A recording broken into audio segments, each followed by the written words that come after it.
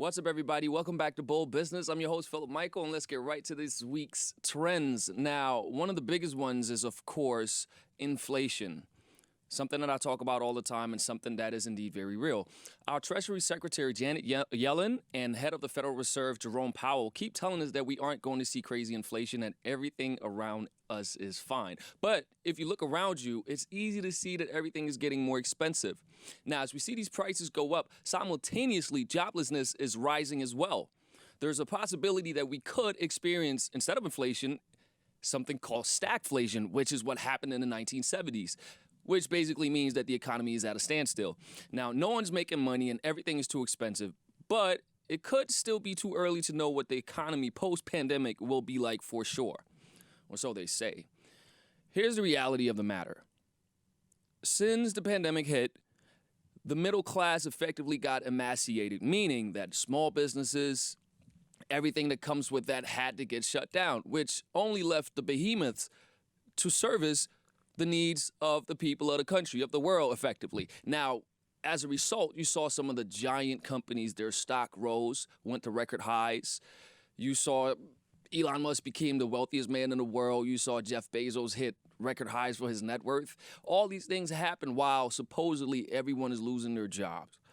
Everyone is going poor. You need to pump money into the economy via stimulus checks to get people back on their feet or just keep them afloat. Now, what that means is, in reality, is that over the past year or so, there's been, just think about the money supply that you see out there. Of every $5 you see, one of those $5 were printed in the last year. Recent statistics show that it could be even more than that. The reality is, however, that you're seeing stock values, you see the stock market go to record highs while there's a global economic collapse. You're seeing prices go up. Just go to your McDonald's where you used to get that $1 coffee. Now it's suddenly $1.49, and with tax, that's inflation. Now, when everything was shut down and the businesses had to come back partially, they had to increase the prices just to see if they could recoup some of the losses. You think those prices are going back down? Heck no. So that, compounded by the fact that there's more money circulating right now, the stock market is going up. Of course, inflation is tied to the stock market. Again, if you last year sold 100,000 bottles from your bodega at $1 a pop, now you're suddenly selling them at $1.50.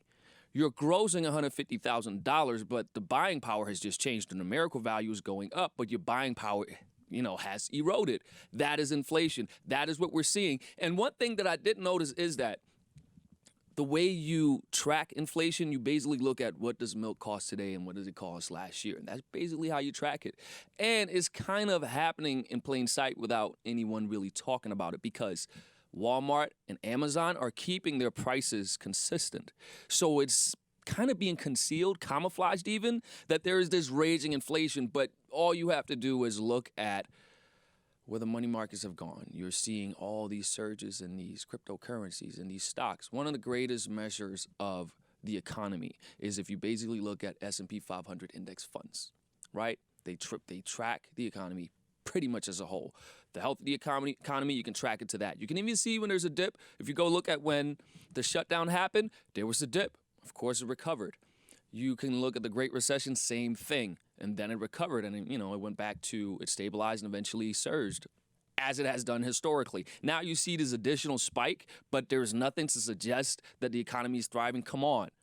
It's right before your eyes. And for that reason alone, you need to make sure you work these conditions in your favor. These are macroeconomic circumstances that are really playing out right before us right now. So it's so important that people manage their money well, because if you just sit on cash right now is probably the worst asset class in history, unless you need it, because the buying power is eroding day by day as more money gets pumped into the economy. And of course, now that the world is opening back up, what do you think is going to happen? All this pent-up demand, additional surges in revenue.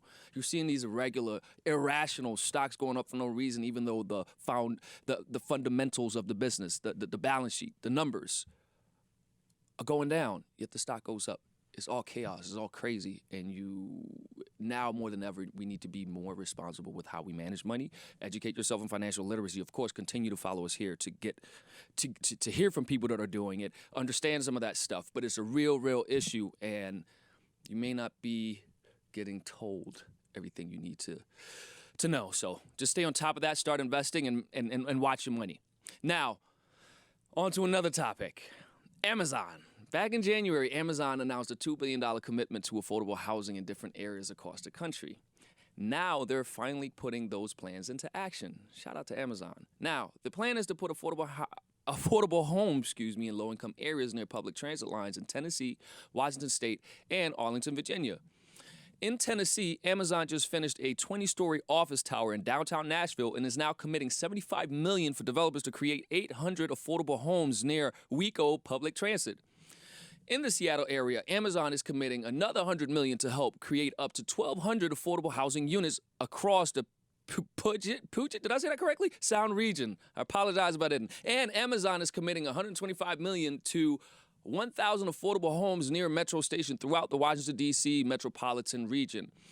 By putting affordable homes near public transportation, the hope is to make these cities more livable and accessible for everyone.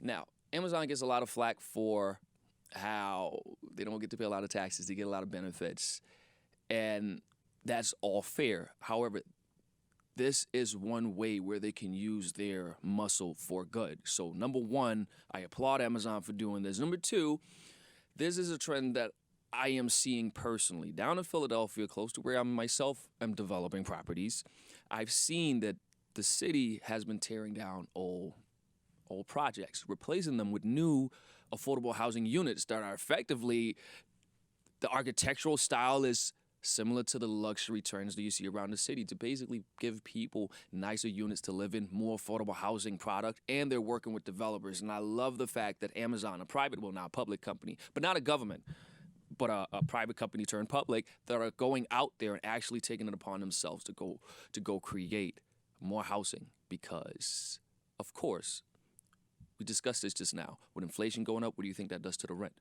Rent prices will go up as well. So it's so important that there is affordable housing product out there. Shout out to Amazon for doing it. And I think it's a great, great thing. And I think, honestly, the ethos of conscious capitalism, because if you really model things out, you can still make your profits. You can still fulfill your fiduciary duty to your shareholders and generate the profits that you need to keep them happy, but still doing good. Do well, but do good at the same time.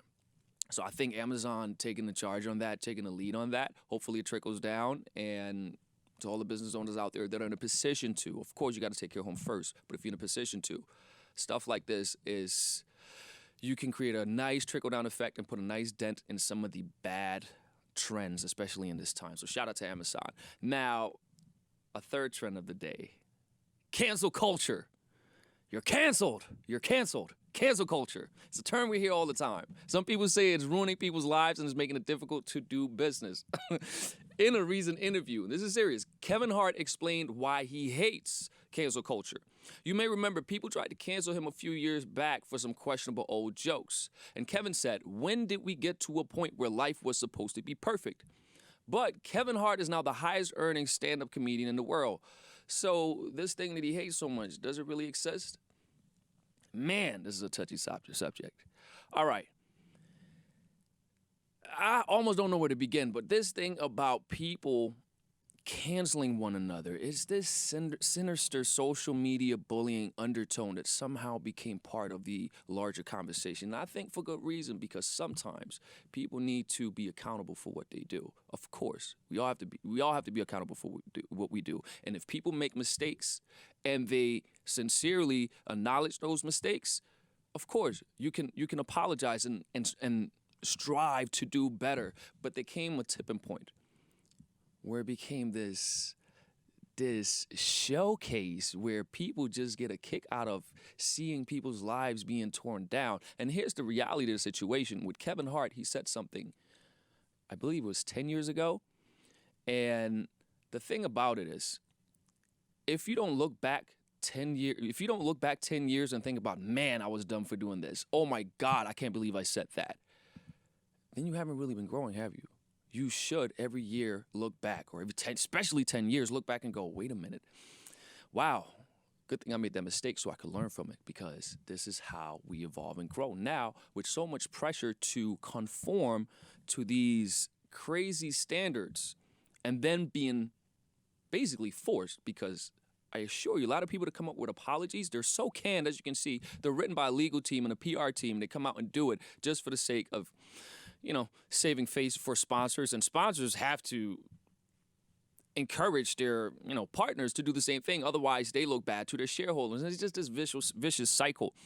Now, there's another larger problem that exists with that, is that when you create these types of fear-based circumstances that force you to go out, that make people cancel you when you can lose your livelihood, all that really does is it creates a form of censorship, because you can suppress and censor what people say, but you cannot suppress opinion, emotion. It's going to come out somewhere else. Even the way I see it, whether you agree, whether I agree with you, whether I like you or dislike you, it doesn't matter for me to stress test intellectual positions, to grow, learn new things. I don't have to like the messenger to get benefits from the message. And I think we're losing sight of that. And it's come to a point where people aren't allowed to disagree.